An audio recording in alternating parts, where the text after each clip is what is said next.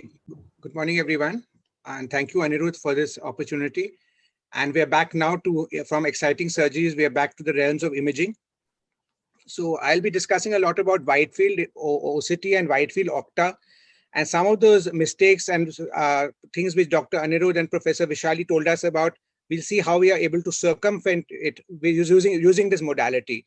I have no financial interest, but because we are using the Plex Elite machine, all my images will be using that modality.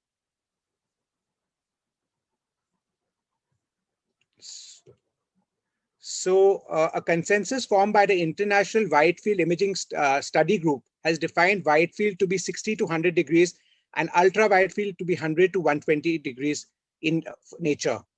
And swept source technology improvisation has led to a better imaging modality with this technique. The swept source laser avoids the spectrometer, so there's no signal loss in acquisition, and it allows a wider peripheral scan and even montages. The electronic tuning allows faster A scans, shorter acquisition times, denser scans, and better flow analysis. So let's see how we are going deeper. So this is the way we are able to even have a 16 mm scan, which is deeper than the conventional scans.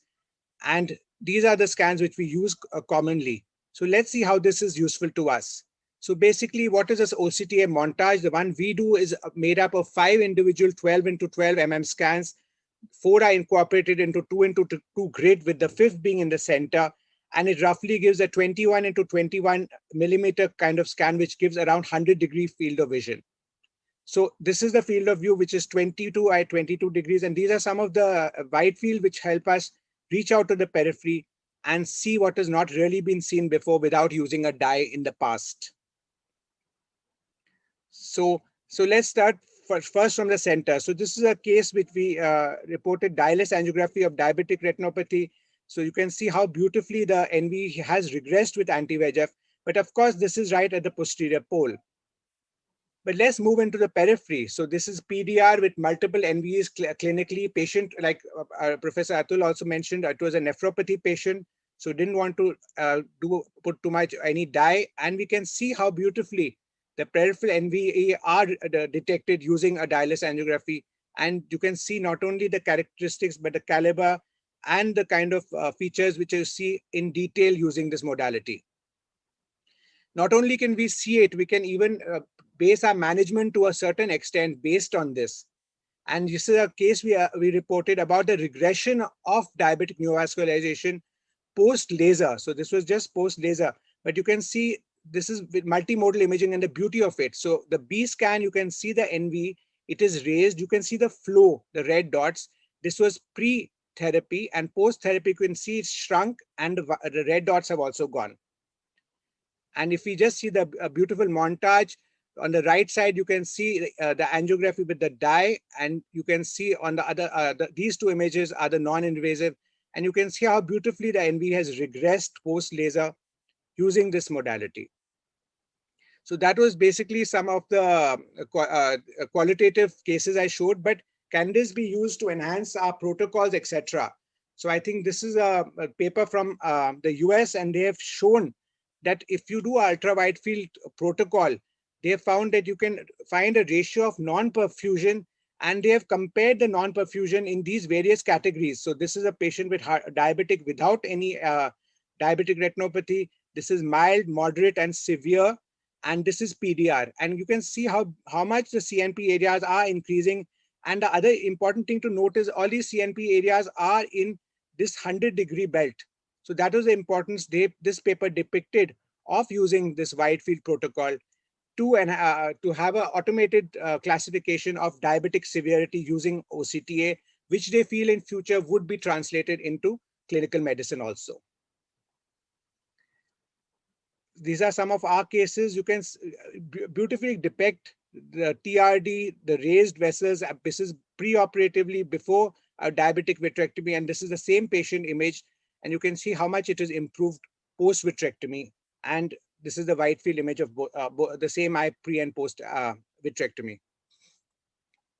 I think I'd like to mention a special role in RVO, because I think Anirudh also spoke about this. So I'd just like to go into a little detail. This is a case of where beautifully you can see the CNP areas in a case of a BRVO on the left and a CRVO on the right. And these are some cases. So this was a 65-year-old lady, again with nephropathy, with a right eye ST-BRVO, with NVE. She has undergone PRP laser. She has bled again. There was conservative management and laser added. Now, we are only observing. So let's see why. So this is again a slightly, this is not really ultra wide field, but the wide field OCT shows this tractional element along the sclerosed vessel where this laser is done. And now when we do the imaging, we can see that there is still a raised NVE here. And the way to make out the difference between a collateral and an NVE, which Dr. Anirudh was also discussing, I think when we look on the VR interface slab, this is how we can make out. So this is one benefit of the Octa, that we can go layer by layer and only look in the relevant slab.